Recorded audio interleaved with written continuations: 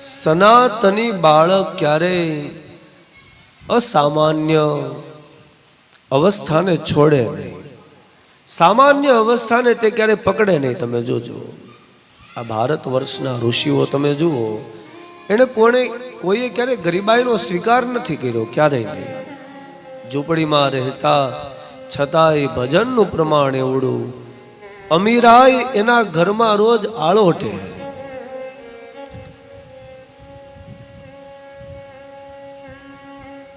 સિદ્ધિઓ જેની દાસી થઈ જાય એવી ઋષિ મુનિઓ પાસે સાધના.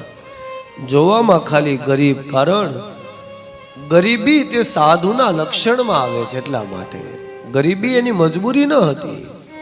આપણે સાંભળીએ ને કથા કે ભાઈ એક ગરીબ બ્રાહ્મણ હતા, એની સાધુતા હતી, એનું લાક્ષણિકતા હતી.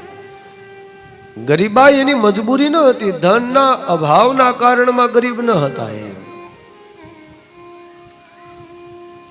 શાસ્ત્રનો અભ્યાસ કરીએ તો ક્યારેક ખબર પડે કે ઓહો, ભારતના ઋષિ મુનિઓએ ક્યારેક ગરીબાઈને પોતાની પાસે આવવા નથી દીધી. એ ધનવાન હતા, અતિશય ધનવાન. અરે જ્યારે જ્યારે બોલાવે ત્યારે ત્યારે ઈશ્વરને આવવું પડે, એને નિર્ધન કેમ કહી શકાય? સુદામાને જોઈ લો, બ્રાહ્મણના રૂપમાં છે. લોકો એવું કહે કે બહુ ગરીબ હતા, બહુ ગરીબ હતા. અરે ના, સાંદીપની ઋષિની નિશ્રામાં ભણેલો બાળક એ ધારે અને ખાલી જો વેદના પ્રવચનો આપે, બીજું કાંઈ ન કરે તો કાંઈ નહીં. મજા આવે એટલું ધન કમાઈ શકે એવડી વ્યવસ્થા હતી એની પાસે. ના, ગરીબાઈ એને જાતે એ અવસ્થા એને સ્વીકારી લીધેલી છે. ગરીબાઈ કોઈ આપેલી નથી. એવું ન હતું કે સુદામા પાસે કાંઈ હતું નહીં, એને કોઈ માગે આપતું નહોતું. ના, એ સમયમાં તો બ્રાહ્મણ જ્યાં જાય જ્યાં પેટ ભરાઈ જાય. અવસ્થા તો અત્યારે બગડેલી છે.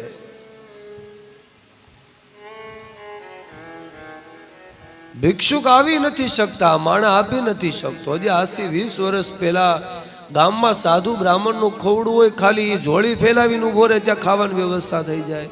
એ વ્યવસ્થા હતી.